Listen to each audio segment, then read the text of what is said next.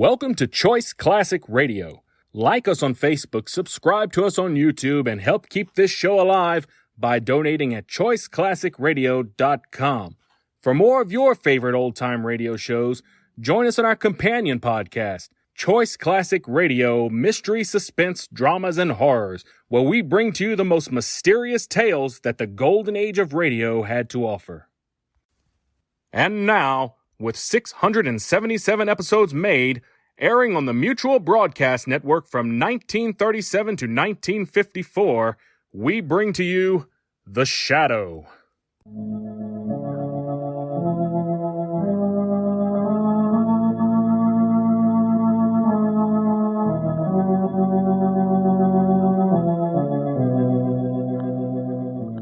Who knows what evil lurks in the hearts of men? The Shadow knows.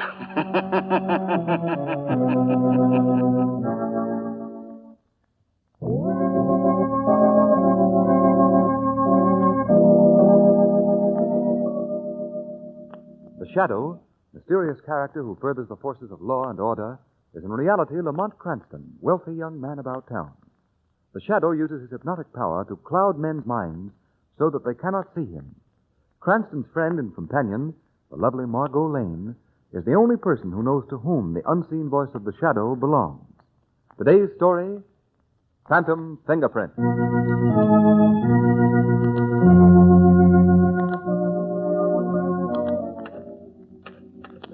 But you must understand, Holly. I am a woman. No. And let's see. I am a lady. No. I am... You am crazy. Did you say something, Margot? Oh, Lamont, you're marvelous. Well, what do you mean? You've been sitting at that typewriter for the past 3 hours, mumbling, I am a lady. I am a woman. Margot, you just don't understand how an author must search for the right word. Search? There was a manhunt. Well, now tell me, do you think she should say, I am a woman, or I am a lady? Well, it depends on which she is. Well, she's both. Why don't you play safe and just call her a female? Oh, now there you go again. Now, how do you think it would sound for her to stand up and say, I am a female? Well, I was only trying to help. Oh. Say, haven't you a date with Commissioner Weston to take him to your rehearsal tonight? Oh, that's so. I did want to rewrite this scene and take along with me, though. Well, then call her a woman and let it go at that. Well, a woman isn't bad. It's very good. Yes. I am a woman. Hmm. Say, that is good. I am a woman. Sheer genius. I am a woman. Now, come on, let's get down to police headquarters.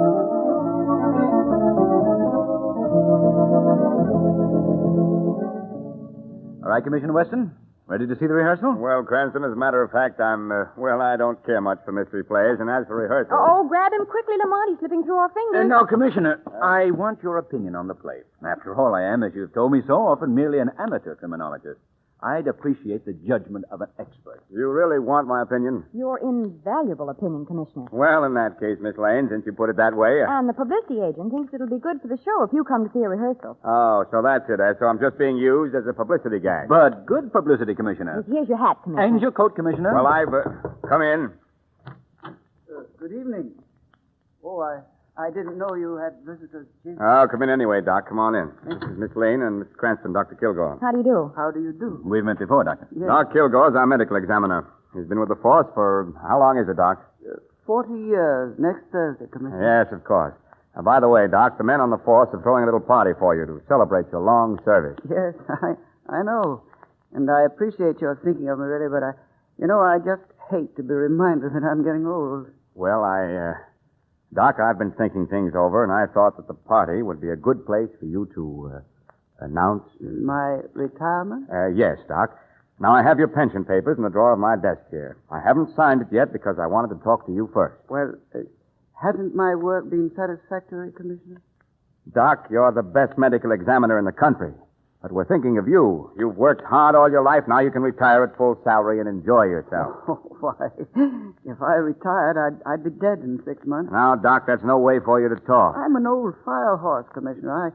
I wouldn't know what to do with myself if I didn't have my work to do. But, of course, if you want me to retire, I'll do it. I wouldn't think of it, Doc. I was only doing it for your sake. Well, then, shall we forget it for the time being? You see, I don't want to retire yet, Commissioner. I'll forget it then, Doc. All right. I guess I'd better get along. Oh, what is it you came in to see me about, Doc? Oh, what should... Would you rather we left the room, Dr. Kilgore? Oh, no, indeed not. It can wait until morning. Well, we'll miss the first act unless we hurry. You see, Doctor, Mr. Cranston's play is in rehearsal tonight, and he wants my critical opinion. But if you want to talk to me, I'll be glad to... No, indeed. What I have to tell you can wait, Commissioner. Oh, well, let's go then. Oh, by the way, Doc, those reports I wanted you to look at are right here on my desk. Yes. Now, you sit right down and go over them. There'll be no one around here to bother you at this time of night.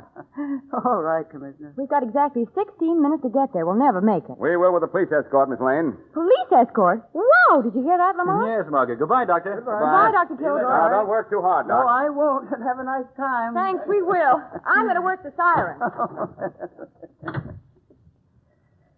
Oh, well. Now to work. Now, let me see. Where did he say those reports were? No, they're not here. Oh, yes, of course. Here they are on the desk. Now, let me see.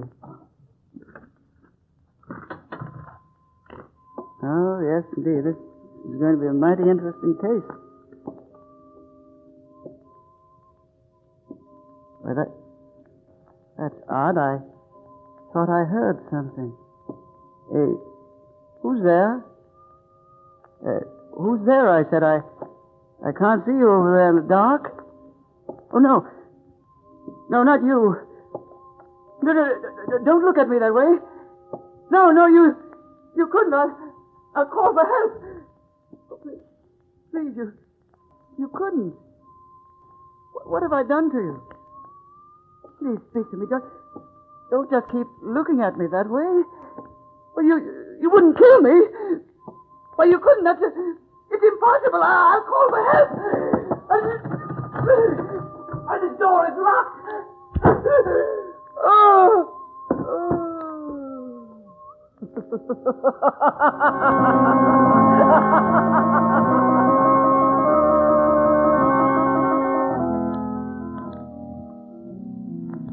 Well, Commissioner Weston, what's your opinion? I think you've got a mighty nice theater here.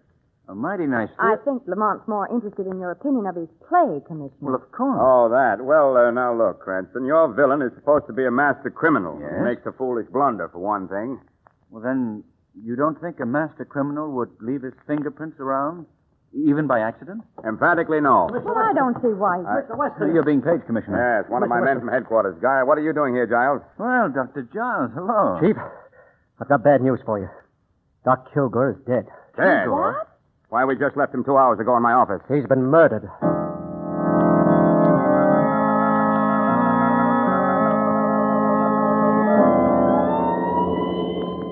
I know how you feel, Giles. I know how we all feel. Who did it? Who would want to kill him? I wish I knew, Giles. Step on it, Murphy. Yes, sir. Dr. Giles, you were Dr. Kilgore's assistant, weren't you? Oh, he was more than just my superior. He was the best friend I ever had. He put me through medical school, got me the job as his assistant. Why, he was so good to everyone. Why should anyone want Come on now, come on. Pull yourself together. Oh, I'll be all right. I'll be all right. Have you had a chance to examine the body? Yes, I have. What did you find? Doc had been stabbed at the base of the skull with a sharp instrument. Yeah. Death resulted almost immediately, Commissioner Weston. Poor old man. At least he never knew what happened. Chief, if it's the last thing I do, I'm going to bring the Doc's murderer to justice.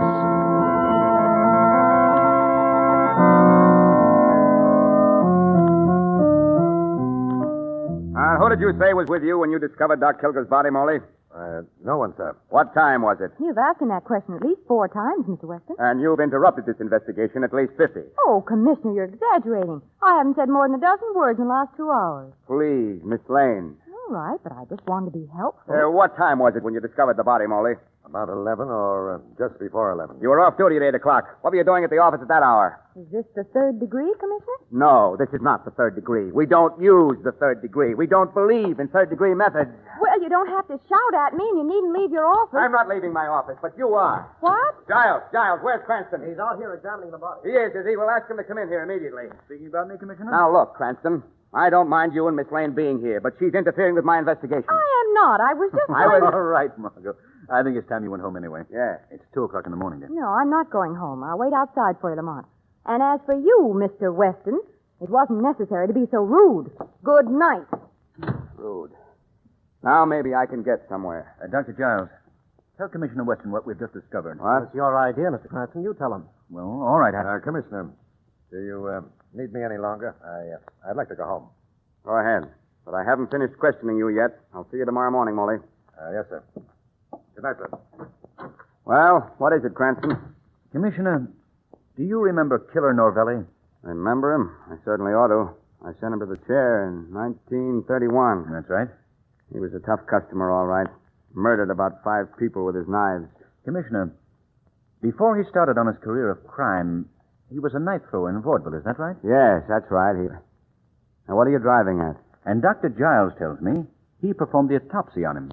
Right, Giles? Yes, I'll never forget. It was the fall of 1931. My first big assignment after Doc Kilgore got me my job in the department. What's a murderer electrocuted 8 years ago got to do with the death of the doctor? I don't know the answer to that, Commissioner, but there's an odd similarity in the murder technique. And as Dr. Giles pointed out, the weapon used on Dr. Kilgore left the same tri-cornered mark as found on Novelli's victims. Yes, everything is the same. Why, if I didn't know Novelli was dead and buried, I'd say he was our man. Now, wait a minute, gentlemen. I can see exactly what you're thinking. Killer Novelli comes back from the dead to kill a man he never had anything against. Oh, no, Cranston. All right, Commissioner. Now, what about fingerprints? As I told you before, Cranston, a smart criminal doesn't leave his prints around. Oh, but O'Reilly found a clean-cut set of prints right in the center of your desk, Chief. He's down on the files right now, checking up on them. What? On my desk? You say a complete set of prints was found? 4 fingers and a thumb, all perfect. No smudges. Perfect. Well, you're very fortunate, Weston. We'll have the murderer within an hour, Cranston. I wish you luck. Chief, I've got the murderer. Here's the rat who killed Doc Kilgore. Molly? I knew your story sounded phony. I didn't do it. Dr. Kilgore was a friend of mine. You've got to believe Shut me. up. Now, what is all this, O'Reilly? Well, I was developing the photographs of the fingerprints we found in your office, Chief, when I heard a noise in Doc Kilgore's office. Yes? I rushed in and caught Moley red-handed going through the Doc's papers. And this paper was in his hand when I jumped him. Let's see it. Sure, I was going through his papers. But I didn't kill Doc. I can swear it. Why, he was the best friend I ever had. This is getting to be most interesting. What does the paper say, Weston? It's a note for $850. Made out to Doc Kilgore and signed Charles Moley. Well, that doesn't mean anything. I can explain that. Yes, I'd like to have you explain this, Molly. Well, I did owe Doc $850, but I paid him back early this evening. He was busy in the lab and didn't have time to get the IOU for me. After he was dead, I realized how bad things would look for me if the note were found, so I went to his office to get it. Go on, Molly. Well, that's about all there is to tell. He lent me the money to pay off the men I'd been gambling with. I didn't want to lose my job, and I knew I would if you found out that I'd been gambling. You say you paid the money back to Dr. Kilgore? Yes, early this evening, and I swear I did. No money was found on Doc Kilgore. Now I'll tell you what I think, Moley. You owed Doctor money and you couldn't pay him. He threatened to come to tell me about it and about your gambling. You got desperate and killed him to save yourself. I gave him the money, I tell you. I'll get you for this. Keep away from me, come on, you. None of that, Giles. I know how you feel, but Doesn't anybody believe I didn't do it? take him away, O'Reilly. All right, Chief, come on. I'm Come on, Give him a hand, Giles. All right, Chief. Well, there you are, Cranston. You're convinced you have Doc Kilgore's murderer? Absolutely. Motive and all. I don't think you have, Commissioner. There are too many loose ends. What about the fingerprints in the center of your desk? Why was the knife thrown instead How do you of... know it was thrown? Just a hunch. You can't convict a man on hunches. I've got proof and a motive. What happened to the money? There never was any. That was part of Moley's phony story. Oh, I see. You know, Commissioner, those fingerprints intrigue me. Well, go to work, Sherlock Holmes. Oh, for me, I'm going home and get some much-needed sleep. Come in. I'm sorry to bother you, Chief. But is O'Reilly here? No, he's busy. What did you want? Well, it's about the prints, Chief. The ones we found on your desk. What about him? Well, I've checked them, and I've rechecked them. And they don't make sense. What are you talking about? The fingerprints we found on your desk, Chief, belong to Killer Norvelli. But he's been dead since 1931.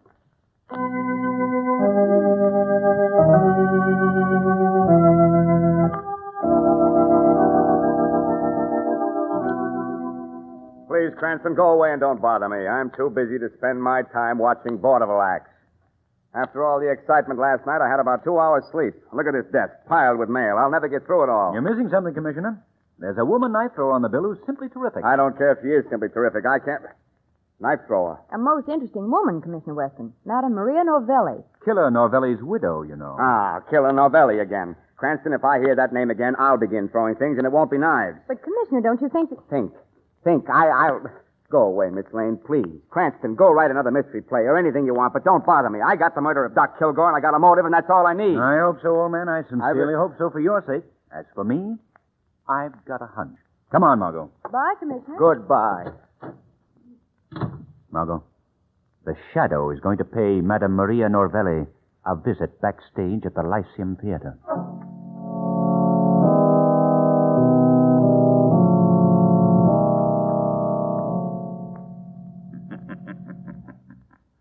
Maria Novelli, What? Who is there? I can see no one. it is I, the Shadow. You cannot see me, but I can see you. And you must answer my questions. Who are you?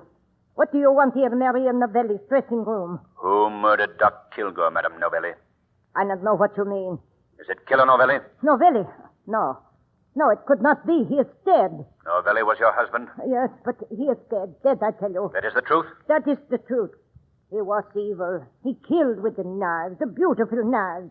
I teach him the great art to throw the knives, and he used it to kill. Who else have you taught to throw the knives? Ah, many. But there was one last year I taught him. He was very good. He learned quick. He learned as good as Novelli. I want him to join the act with me, but he Go on. Go on. say no. He say he got other reasons, other uses for the knives. Ah, he is evil too, like Novelli. You aren't lying to me. No, it is true. Everything is true. What is this man's name? His name? Oh, no. That I cannot say. He make me promise not to tell. He say I kill you if you tell. You must tell me his name if I'm to help you. Oh, please. Please do not ask that. Quickly, Madame Novelli, his name. All right. I will tell. His name is... No! Madame Novelli. She's dead.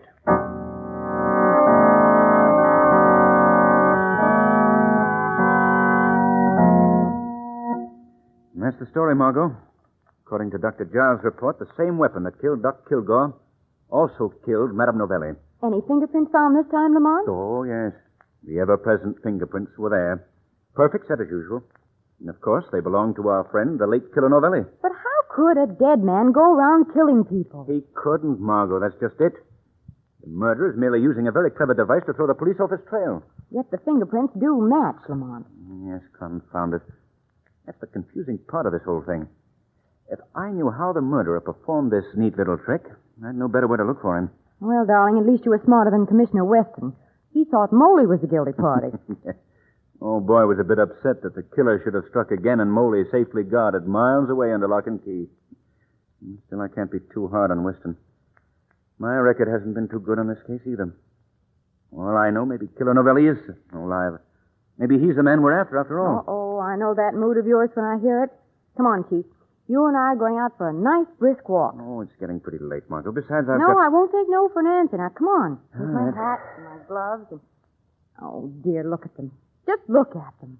Look at what? Oh, your gloves. What's the matter with them? Well, they're ruined, that's all. Ruined. I just got them back from the cleaners, and they washed them instead of dry cleaning them.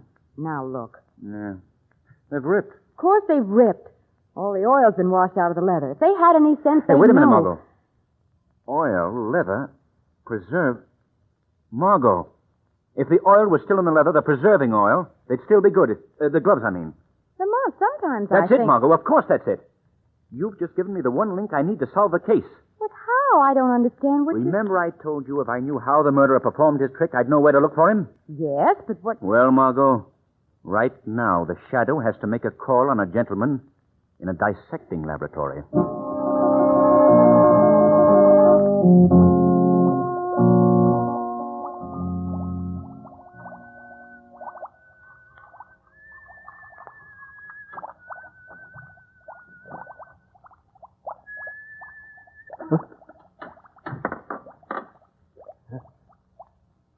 Who's there?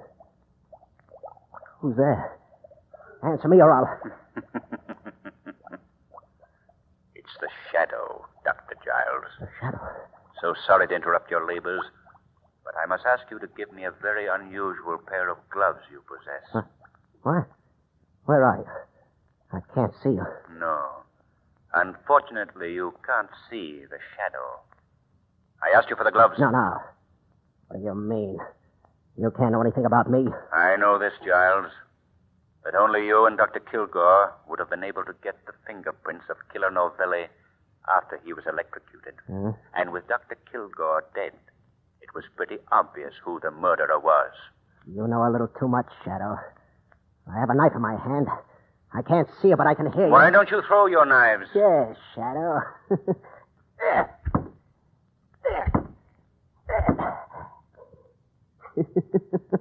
I've killed you.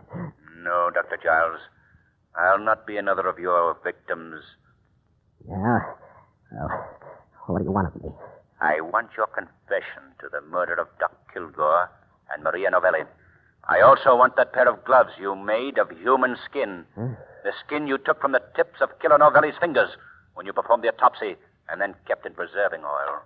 You know too much, Shadow. But I can talk plainly to you, because you won't live to tell. You killed Doc Kilgore? Yes, I kill him. But why? Why, Giles? Because he stood in my way. I should have been head of the department long ago. But I had to wait for him to die. You also had found out that you had Killer Novelli's fingerprints and was going to tell Commissioner Weston the night you murdered him. Is that right, Giles? That's right. But he can't tell now, can he?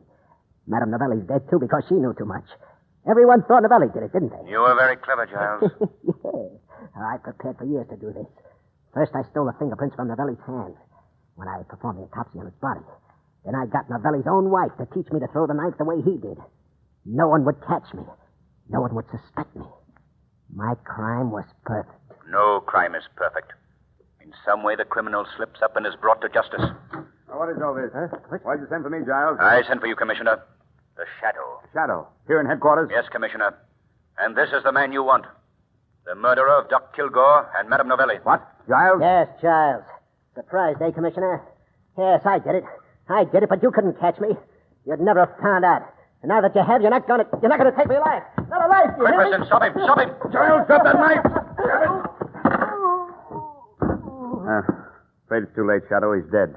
Killed himself.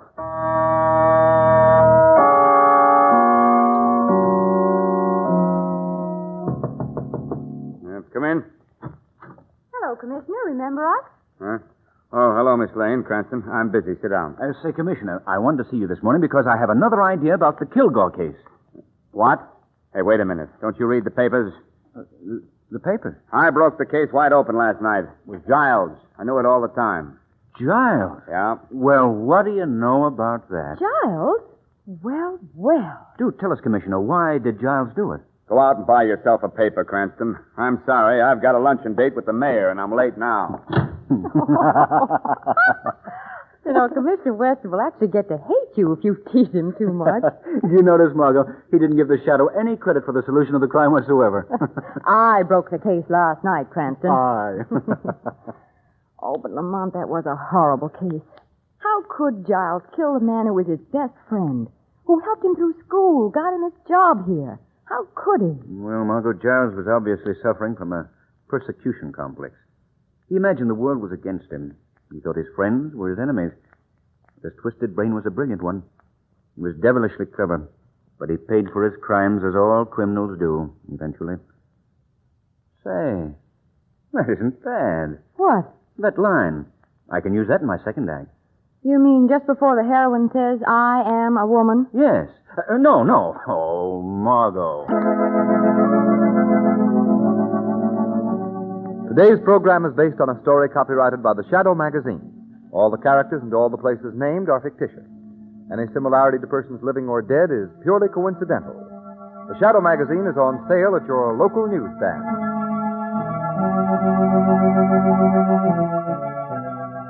The weed of crime bears bitter fruit. Crime does not pay. The Shadow knows. That concludes today's episode. We'd like to thank you and remind you to donate at choiceclassicradio.com. Remember, your donations make episodes like this possible.